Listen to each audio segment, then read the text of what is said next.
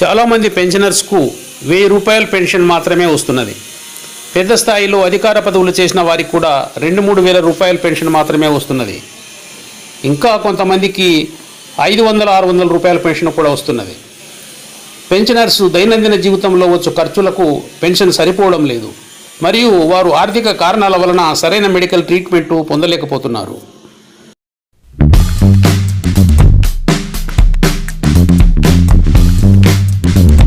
రాజకీయ నాయకులకు పెన్షన్కు వ్యతిరేకంగా సుప్రీంకోర్టులో పిటిషన్ దాఖలు చేయబడింది.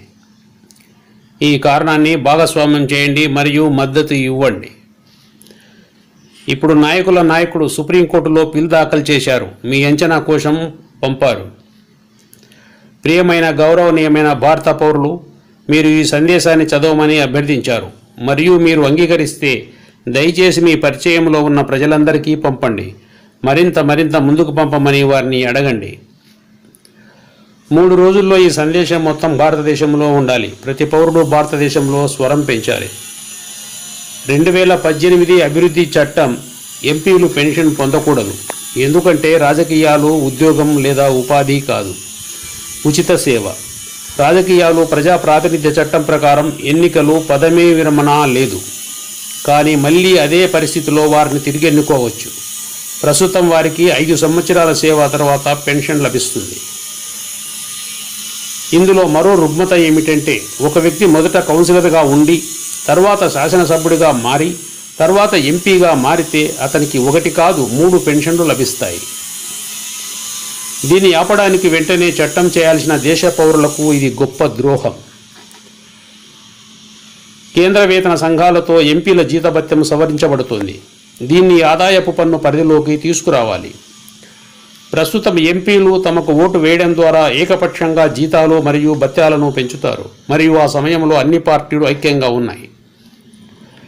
ఎంపీల ఆరోగ్య సంరక్షణ వ్యవస్థను విస్మరించాలి మరియు భారతదేశ ప్రజారోగ్యం వంటి ఆరోగ్య సంరక్షణ ఇతర పౌరుల మాదిరిగానే వారిని చూసుకోవాలి. ప్రస్తుతం వారి చికిత్స తరచుగా విదేశాలలో జరుగుతుంది. వారు విదేశాల్లో చేయవలసి వస్తే వారు దాన్ని పొందాలి. వారి సొంత ఖర్చులతోనే చేయించుకోవాలి. విద్యుత్తు, నీరు, ఫోను బిల్లు వంటి అన్ని రాయితీల్లో ముగియాలి. వారు అలాంటి అనేక రాయితీలను పొందడమే కాకుండా వాటిని క్రమం తప్పకుండా పెంచుతారు. నేరస్తులను ఎన్నికల్లో పోటీ చేయకుండా నిరోధించాలి. శిక్షాత్మక రికార్డులు, క్రిమినల్ అభియోగాలు మరియు సంకల్పం ఉన్న అనుమానాస్పద వ్యక్తులు పార్లమెంటు నుండి నిషేధించబడాలి.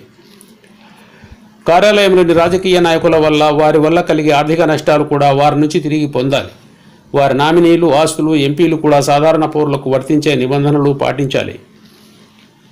పౌరులు ఎల్పీజీ గ్యాస్ సబ్సిడీపై తగ్గింపు లేదు. ఎంపీలు, ఎమ్మెల్యేలకు లభించే రాయితీలు మరియు పార్లమెంటు క్యాంటీన్లో సబ్సిడీతో సహా ఇతర సబ్సిడీలు ఉపసంహరించుకోకపోతే పార్లమెంటులో సేవ చేయడం ఒక గౌరవం, దోపిడీకి లాభదాయకమైన వృత్తి కాదు. ఉచిత రైలు, విమానాల ప్రయాణం ఆగిపోవాలి. సామాన్యులు వారి సరదాగా ఎందుకు భరించాలి? ప్రతి వ్యక్తి కనీసం 20 మందితో కమ్యూనికేట్ చేస్తే భారతదేశంలో చాలామందికి ఈ సందేశం రావడానికి కేవలం 3 రోజులు మాత్రమే పడుతుంది. ఈ సమస్యను లేవనెత్తడానికి ఇది సరైన సమయం అని మీరు అనుకోలేదా? పై విషయాలను మీరు అంగీకరిస్తే దాన్ని ఫార్వర్డ్ చేయండి, కాకపోతే దాన్ని తొలగించండి. మీరు నా 20+ ఒకరు. దయచేసి దీన్ని కొనసాగించండి. ధన్యవాదాలు.